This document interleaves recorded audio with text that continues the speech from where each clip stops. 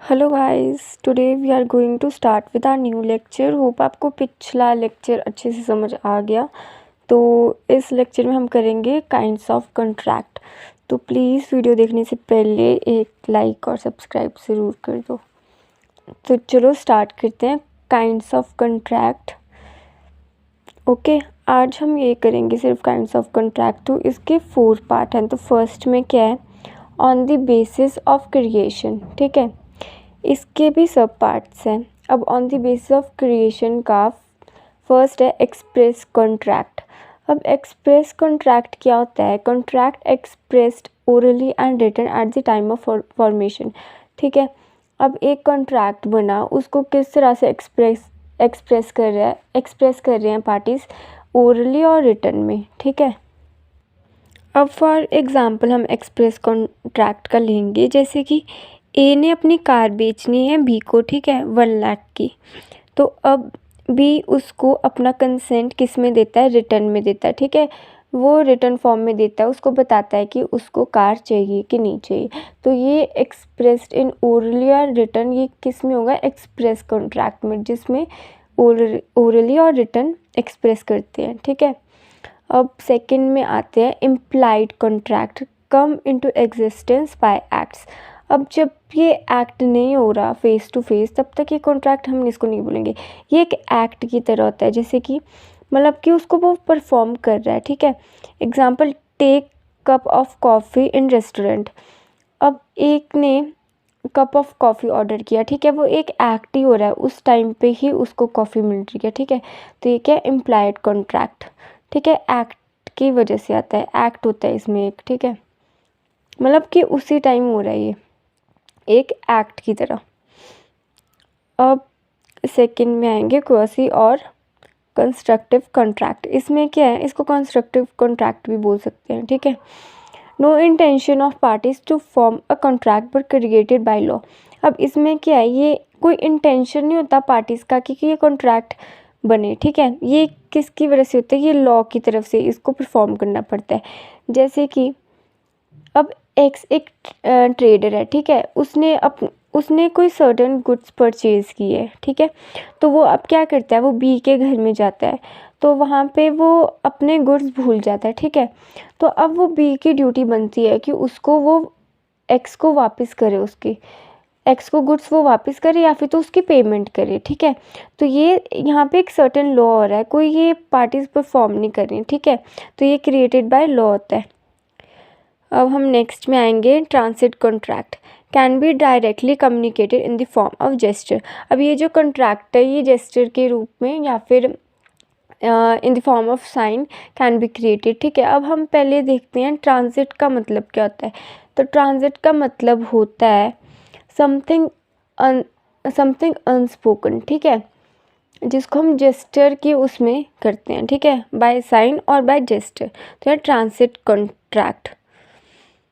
अब हम इसके लास्ट में आते हैं ई कॉन्ट्रैक्ट। अब ई कॉन्ट्रैक्ट क्या होता है? ठीक है, जैसे कि ई से ही पता लग रहा है कि बाय इंटरनेट। ठीक है, ये जो भी कॉन्ट्रैक्ट ऑनलाइन हो रहे हैं, इसको हम बोलेंगे ई कॉन्ट्रैक्ट। तो ये सारे कॉन्ट्रैक्ट जो हैं, express contract, imply contract, constructive contract, transit contract और ई कॉन्ट्रैक्ट। ठीक है, ये 5 कॉन्ट्रैक्ट किसके अंडर आएंगे? On the basis of creation. ठीक है, अब हम नेक्स्ट चलते हैं on the basis of validity. ठीक है, तो इसके 2 सब पार्ट्स हैं, बायलेटरल कॉन्ट्रैक्ट और यूनिलेटरल कॉन्ट्रैक्ट। अब हम देखते हैं बायलेटरल कॉन्ट्रैक्ट क्या होता है। Both the parties are required to perform their obligation at the time और फॉर्मेशन ऑफ कॉन्ट्रैक्ट। ठीक है, इसमें दोनों पार्टीज, जैसे कि एक ए हो गया एक बी हो गया, इनको उसी टाइम परफॉर्म करने हैं इनके ऑब्लिगेशन। ठीक है, इसमें दोनों का होना ज़रूरी है और दोनों अपने ऑब्लिगेशन परफॉर्म कर रहे हैं, तो ये कॉन्ट्रैक्ट है बायलेटरल।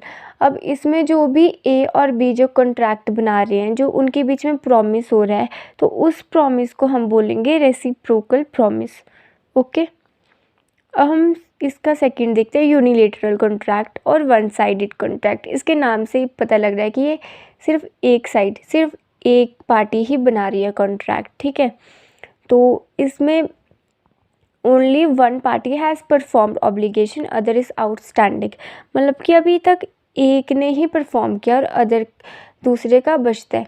जैसे कि अब एक एक्स ने टिकट ले ली है फ्रॉम अमृतसर टू दिल्ली की, ठीक है।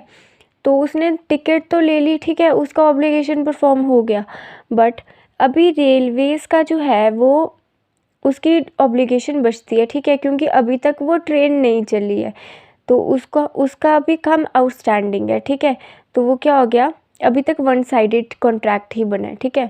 तो ये क्या, यूनिलेटरल कॉन्ट्रैक्ट। अब हम थर्ड में आते हैं, on the basis of execution, ठीक है। इसका फर्स्ट है executed contract. Both the parties perform their obligation. इसमें क्या है, दोनों पार्टीज अपने ऑब्लिगेशन परफॉर्म कर रहे हैं। इसमें क्या आता है, transaction of cash sale are executed, ठीक है। चलो हम इसका एक एग्जांपल ले लेते हैं। बोथ द पार्टीज परफॉर्म कर रही है ना, तो जैसे कि अब एक्स ने अपनी बाईसाइकिल बेचनी है, ठीक है, बी को। तो बी को भी चाहिए वो साइकिल। तो एक्स क्या कर रहा है, अब उसने बी को साइकिल दे दी और बी ने उसके बदले क्या दिया, उसी टाइम उसका जो मनी था वो पे किया साइकिल का। तो ये क्या हो रहा है, बोथ दी पार्टीज परफॉर्म कर रही हैं, ठीक है। उसको साइकिल आ गई और उसको पैसे मिलेंगे। तो ये क्या हो गया, ये हो गया executive contract, both the parties performed. अब नेक्स्ट आता है executory contract, both the parties are yet to perform obligations. अगर अभी तक सिर्फ बात हुई है उनके बीच में, एक्स और वाई के बीच में, ठीक है, उन्होंने ना अभी तक एक्स ने साइकिल दी है, ना अभी तक बी ने उसको पैसे दिए हैं, तो इसमें कोई भी पार्टी परफॉर्म नहीं कर रही है। तो ये क्या होगा, एग्जीक्यूटरी कॉन्ट्रैक्ट। गाइस इसके बीच में कंफ्यूज मत होना, ठीक है। पहले में क्या है कि दोनों परफॉर्म कर रही है, सेकंड में परफॉर्म नहीं कर रही है।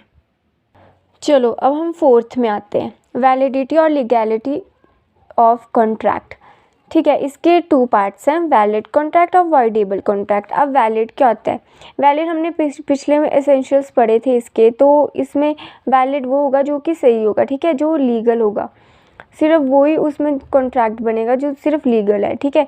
जैसे कि वैलिड में इंक्लूड हो गया lawful offer acceptance, free consent, capacity, lawful object not wide, ठीक है। ये हमने पिछले लेक्चर में भी इसके एसेंशियल्स पढ़े हैं। तो ये सारे क्या हो गए, वैलिड कॉन्ट्रैक्ट में आ गए। अब सेकंड है वॉइडेबल कॉन्ट्रैक्ट। वॉइडेबल कॉन्ट्रैक्ट कौन से होते हैं, जो इलीगल होते हैं, ठीक है। जैसे कि अब ए ने अपनी कार देनी है, ठीक है, बी को, पर वो इसको एक गन पॉइंट पे बुलाता है, उसको ज़बरदस्ती बोलता है कि उसको वो लेनी ही पड़ेगी। तो ये क्या हो गया, वो इलीगल कर रहा है उसके साथ, ठीक है। तो इसमें क्या हो गया, ये एक वॉइडेबल कॉन्ट्रैक्ट हो गया। ये हमारे 4 टाइप्स के काइंड्स ऑफ कॉन्ट्रैक्ट हैं, तो ये हमने अभी फिनिश कर लिए।